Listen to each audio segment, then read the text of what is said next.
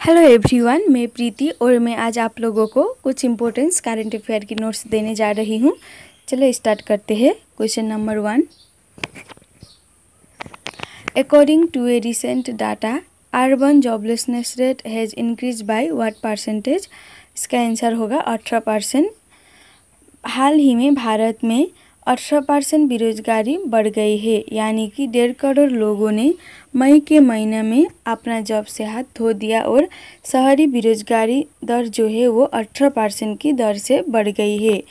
जब unemployment rate increase होता है तब ग्रेट डिप्रेशन का कारण बढ़ती है, ऐसा centre for monitoring Indian economy private limited जारी की है। इसी तरह रूरल अनएम्प्लॉयमेंट जो है वो 10.63% बढ़ गई है। Next question, according to RBI report release recently, gain from foreign exchange transaction rose to how much in 2022-21। इसका आंसर होगा 50,629 करोड़। यानी कि हाल ही में RBI ने अपने एनुअल रिपोर्ट जारी की और इसने कहा कि हमें हाल ही के अंदर विदेशी मुद्रा की एक्सचेंज से बेनिफिट हुआ है 50,629 करोड़।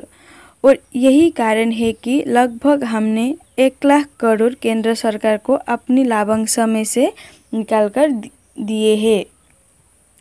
आपके मन में ये क्वेश्चन होगा कि क्या RBI पैसा दे सकती है सरकार को? हाँ, दे सकती है। सेक्शन 47 ऑफ RBI एक्ट 1934 की आधार पर दे सकती है।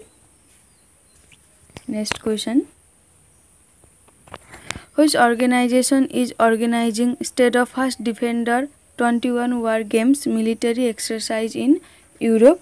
इसका आंसर होगा नाटो। नाटो के द्वारा रूसिया को काउंटर करने नाटो वाला जो 30 देश है वो मिलकर उन्होंने ब्लैक सी के अंदर एक तरफ अटलांटिक सी और एक तरफ ब्लैक सी, इसके अंदर स्टेडफास्ट डिफेंडर 21 वॉर गेम्स नाम का एक सेना अभ्यास किया था। केवल इसीलिए क्योंकि उनको लगता था कि रसिया जो है वो यूक्रेन के ऊपर अपना कब्जा कर रहा है। अगर रसिया को कंट्रोल करना है तो सेनाओं को ब्लैक सी में होना जरूरी है। इसके लिए नाटो की जो 30 देश है इन्होंने मिलकर ये कार्य किया है। जब नाटो हाल ही में चर्चा में है तो ये कब बना था ये भी जान लेना जरूरी है। ये बना था 1949 में और नाटो के 2 ऑफिशियल लैंग्वेज है, वो है इंग्लिश और French. Next question, Which organization has recently called on the United Nations Human Rights to set up a permanent commission to report on human rights violation in Israel, Gaza and West Bank? इसका answer होगा organisation of Islamic corporation.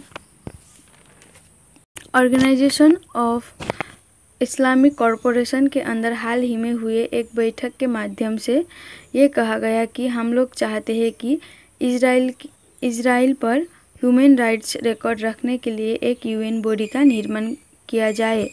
आपको मालूम होगा कि हाल ही के अंदर Gaza पट्टी में बहुत सारे नुकसान हुए हैं और बहुत सारे लोग घर से बेघर हो गए हैं।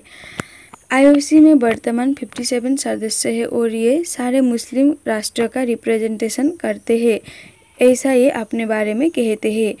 UN के बाद दुनिया का सबसे बड़ा संगठन है ये बना था 1969 में। वर्तमान में इसका मुख्यालय है सऊदी अरब में। इसी तरह United nation human rights council का निर्माण हुआ था 2006 में। इसका मुख्यालय है जेनेवा, स्विट्जरलैंड में। ये दुनिया के अंदर ह्यूमन राइट्स का एक प्रकार रिकॉर्ड रखती है और ह्यूमन राइट्स का रिकॉर्ड रखने के लिए 47 मेंबर्स का निर्वाचन यूनाइटेड नेशन जनरल असेंबली के द्वारा वोटिंग के माध्यम से किया जाता है। 47 मेंबर्स को 3 साल के लिए मेंबरशिप दिया जाते हैं। इंडिया भी इसका मेंबर है।